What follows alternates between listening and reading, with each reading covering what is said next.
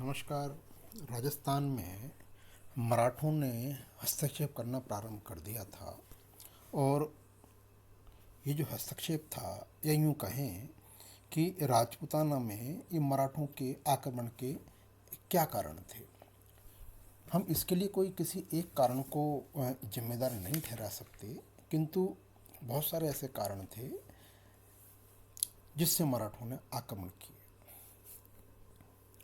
राजपूताने पर मराठों के आक्रमण बहुत सारे कारण और परिस्थितियों के कारण हुए। इनमें पहला ये था मुगल सत्ता का निर्बल होना। मराठों का उदय मुगल सत्ता की निर्बलता के भवन पर हुआ था।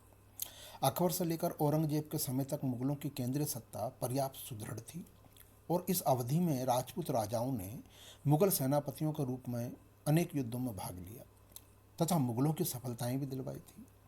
राजपूत शासकों पर मुगलों ने अपनी क्षमता के कारण नियंत्रण भी बनाए रखा था।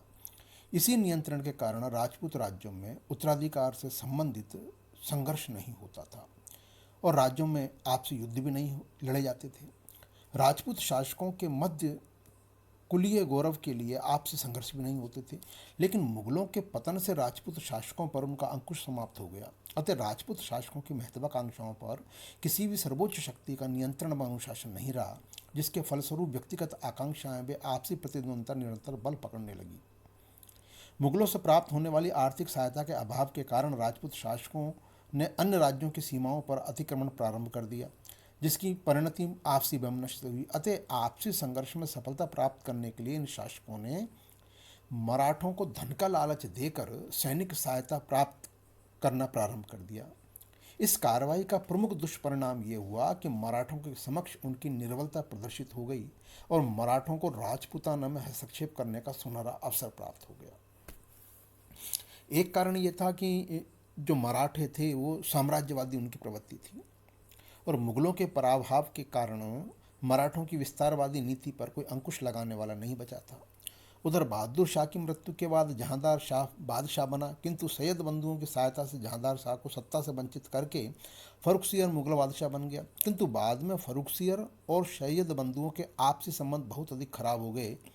सैयद बंधु फर्रुखसियर को सिंहासन से हटाने के लिए योजना बनाने लगे, और इसी के अंतर्गत फरवरी 1719 ईस्वी में सैयद हुसैन अली ने बालाजी पेशवा विश्वनाथ से समझौता करके मराठों की सहायता से फर्रुखसियर को गद्दी से हटाकर दूसरे शहजादे को सिंहासन पर बैठा दिया। इस प्रकार मराठे सैयद बंधु की सहायता के लिए दिल्ली पहुंचे, और दिल्ली जाने से उनकी साम्राज्यवादी प्रवृत्ति को बढ़ावा मिला। मुगल दरबार में व्याप्त स्वार्थ, गुटबंदी तथा षड्यंत्रों को देख करके मराठों को यह अच्छी तरह समझ आ गया कि मुगल साम्राज्य पतन के गर्त में पहुंच गया है। अतः मुगल राज्यों की क्षति पर मराठों का उत्तर भारत में साम्राज्य विस्तार आसान हो गया, और दक्षिण से प्रस्थान करके मराठे जब उत्तर में अपनी विस्तार का प्रयास करेंगे तो रास्ते में राजपूत राज्यों पर भी हस्तक्षेप अधिकार जमाने का प्रयास भी करेंगे। मराठों का ये प्रयास संभवतः सफल भी होगा, क्योंकि उनमें आपसी एकता का पूर्ण अभाव था। एक कारण हम ये मान सकते हैं कि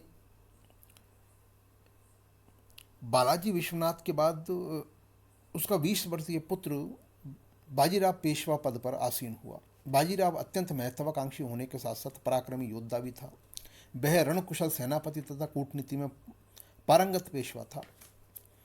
वह मराठों के साम्राज्य का प्रसार करने का इच्छुक था, और मुगल साम्राज्य की दुर्बलता से वह अच्छी तरह अवगत था।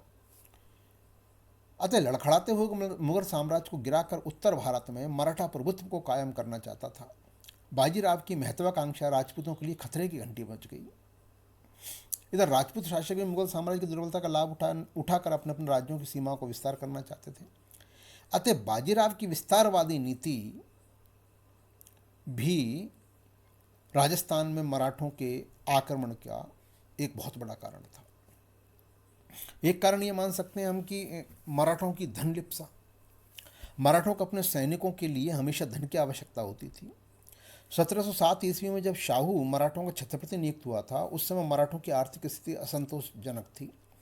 बालाजी विश्वनाथ ने किसी प्रकार कर्जों के द्वारा सेना की सहायता की थी। विद्रोही सामंतों एवं ताराबाई को दबाने के बाद शाहू की आर्थिक स्थिति में विशेष सुधार नहीं हुआ था। अतः शाहू ने पेशवा बाजीराव को धन एकत्रित करने का आदेश दिया। इसी के अंतर्गत गुजरात तथा मालवा से चौथ व सरदेश मुखी भी वसूल की गई। इसके बाद भी मराठों की आर्थिक आवश्यकता बनी रही, अतः मुगल साम्राज्य के इलाकों से भी चौथ वसूलने का कार्य प्रारंभ किया। इसके पश्चात राजपूत राज्यों से भी चौथ वसूली गई। मराठों के सैनिक अभियानों के कारण मराठों का खजाना हमेशा रिक्त ही रहता था। बाजीराव के सैनिक अभियानों से भी मराठों को भारी आर्थिक क्षति झेलनी पड़ी। बाजीराव लगभग अपने पीछे 14 लाख का कर्ज छोड़ गया था, अतः पेशवा बालाजी बाजीराव ने धन के लिए विभिन्न स्थानों पर सैनिक अभियानों को भेजा जिससे धन एकत्रित हो सके। इस धनलिप्सा के कारण उसने राजपूत राज्यों के साथ पुराने मैत्रीपूर्ण संबंधों को भी नहीं छोड़ा। इसके अतिरिक्त पेशवा के सरदार सिंधिया, होलकर के साथ अन्य मराठा सरदार जैसे पवार, गायकवाड़ तथा भोंसले भी लूट खसोट में आगे रहे। वे स्वयं के लिए धन एकत्रित करने में पेशवा के आदेशों की भी परवाह नहीं करते थे। अतः मराठों को राजपूत राज्यों की समृद्धि अत्यंत आकर्षित करती थी और वे अपना निशाना राजपूत शासकों को बनाने लगे। एक कारण राजपूत राज्यों की दुर्बल सैन्य स्थिति। मुगलों के पतन का सर्वाधिक प्रभाव राजपूत राज्यों पर पड़ा। मुगल सेना के सहयोग प्राप्त होना उनके लिए समाप्त हो गया था। इसके साथ ही उनकी आय के साधन भी सीमित हो गए थे। अतः अपने सीमित साधनों में वह न तो उच्च कोटि की सेना का व्यय वहन करने में समर्थ थे और न ही अपने सैनिकों को पर्याप्त सैनिक प्रशिक्षण देने के योग्य रह गए थे।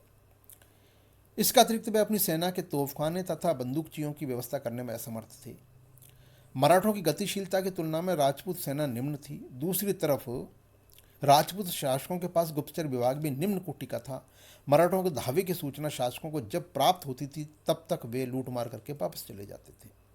राजपूतों की अश्वारोही सेना भी मराठों की अपेक्षा निम्न श्रेणी की थी। अतः इन सभी कमियों के कारण मराठों की सेना के समक्ष राजपूत सेना टिक नहीं पाती थी। मराठों की कुशलता की तुलना में राजपूत कहीं नहीं ठहरते थे। इसके साथ ही मराठे अत्यंत चतुर थे। वह राजपूत शासकों की निर्बलता से पूर्णतः परिचित थे। वे राजपूत शासकों को मुगल सेवा में कई बार पराजित करने में सफल हुए थे। अतः इस समय उनके लिए राजपूताना में आक्रमण करके हस्तक्षेप करना कोई दुष्कर कार्य नहीं था। इस कार्य से उनके दोनों उद्देश्य सिद्ध होते थे, एक तो धन की प्राप्ति और दूसरा उनकी सत्ता का उत्तर भारत में प्रसार। राजपूताना में मराठों के आक्रमण का एक कारण और था और वो था राजपूत राज्यों में गृह कलेश। राजपूताना के राज्यों में मुगलों का नियंत्रण समाप्त होते ही अनुशासन समाप्त हो गया। उत्तराधिकार के लिए संघर्ष होना इन राज्यों में अत्यंत सामान्य हो गया। अतः राजपूताना के मुख्य राज्य ही आपसी संघर्ष के केंद्र बन गए, जिनमें बूंदी, जयपुर और जोधपुर प्रमुख थे। इन राज्यों में गद्दी के लिए दो उम्मीदवारों में आपसी झगड़ा हुआ और उम्मीदवारों को अपने मित्रों, रिश्तेदार, पड़ोसियों का सहयोग तो प्राप्त हुआ। अतः इन संघर्षों से मराठों का सहयोग भी क्रय किया जाता रहा और इस सहयोग के फलस्वरूप उन्हें पर्याप्त धन भी प्राप्त होता था। अतः मराठा सरदार भिन्न भिन्न उम्मीदवारों को सहयोग देते थे। इन सभी कार्यों से जिस उम्मीदवार को गद्दी प्राप्त होती थी वह भी पराजित उम्मीदवार के समान ही बर्बाद हो जाता था। अतः मराठा तो हर हालत में लाभ ही लाभ प्राप्त करते थे। इन्हीं परिस्थितियों का लाभ उठाते हुए मराठों ने राजपूताने में हस्तक्षेप करते हुए आक्रमण करना प्रारंभ कर दिया था।